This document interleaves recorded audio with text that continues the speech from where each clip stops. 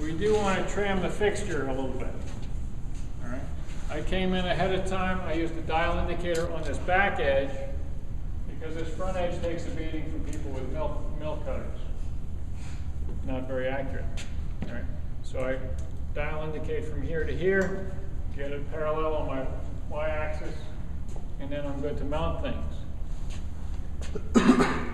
I have a hole pattern on the top, or a pair of pins on the top.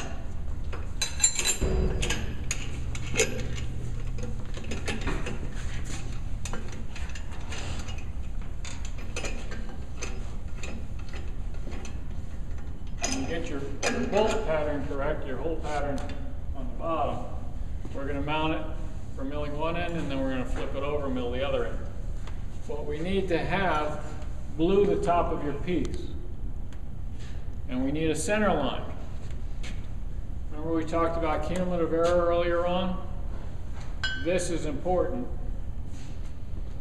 And it's important that that center line is square to this. For when we get over there on the lathe and we have this bore, it needs to be 9 degrees to those faces. So that fits. This goes on. Our bolts snug it down.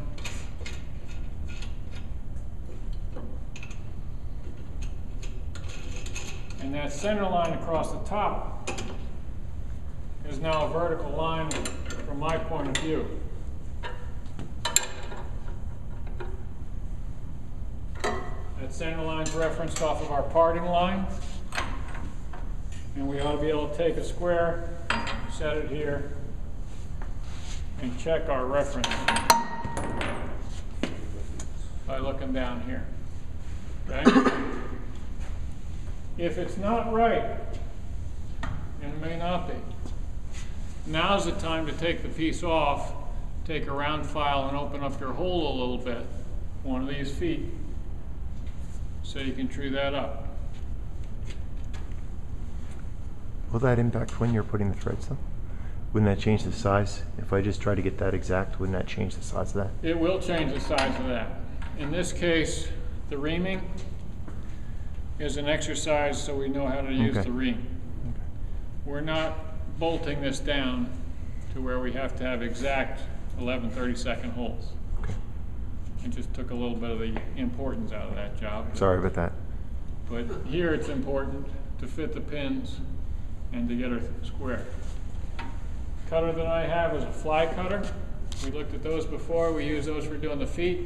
This one can be adjusted so that across this area, the lower section of our base, we can make a full cut. It's easy to cut the area above here. My hand's on this blue because we're not going to run into anything. And then we have a radius in here, and we use the ball end over there. We use our ball end cutter for that radius. What we want to be sure that we do, this lower surface, that surface matches the extreme point of our ball. We want a smooth transition. Actually a line tangential to our arc. Wow, that sounds pretty tough. I'm not a good geometry type. We want that smooth blend, we want this flat. Now, before we start doing any of that cutting, we do want to check and know how much we need to take off. We've got a dimension here in our drawings. Overall width of our parts. This drawing tells us 7 1/4 from this surface to this surface. It also tells us this dimension and this dimension. And you don't want to start hogging stuff off the top of this. You get too much off and then you can't take any off the bottom side. So what we do, right at this stage, before we've cut anything, we bring in our height gauge, wipe off our surfaces for accuracy, come down, and take a look. You want to make a clean cut but you don't want to take off any more than that. So you come down, you take what you think is going to be a good cut, scribe your bluing across the top. 0 your height gauge, 0 your dial,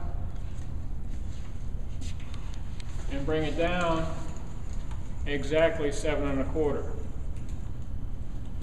And when you do that, then you can take a scribe line across the bottom. And you can look at those two and say, well, I'm taking more off the top than I need to, and not enough off the bottom. Put some bluing, put some marker over that, re-scribe them. You want to take about the same amount off both of them. You want that nice finish on them. All right? When you've got those marked, they're right there. You can see them. You know how far to go now with that fly cutter. The other one you want to mark, as I mentioned, is this dimension in here, for the same reason. If you're marking this already, why not mark them all at the same time? Those are 1.875, 1 7/8 inches. Okay, so we can come up here, reference off of that if it's machined already, or reference off your mark, 0 it, come down 1.875, and scribe your mark. Come to the bottom, to that mark, come up 1.875. I'd be reading this and measuring carefully and all that, and scribe that again. When you have all 4 marks in place without having done any milling yet, you can now look at all of them and decide if you want to move the whole set up or down a little bit so that you get a nice clean cut on all 4 of those surfaces. Okay? So this is really important before you start making chips here. The lower surface is not so critical. We want a nice clean surface there. We want a nice radius there. We don't want to make this any thinner than it has to be. We prefer the meat to it, the mass to it, than to making it really thin and pretty. And pretty is fragile, at least in this case. Okay. Then we take our cutter, put a collet in the machine. We're ready to start milling. Okay. If we're working through the week, this fixture can stay on when you're done. Use the air hose, blow off all your chips. You can leave the fixture there. Fridays, all the fixtures, all the vices come off the mills. If you're coming in here, you don't need that fixture, it's the only mill available, take it off. Okay?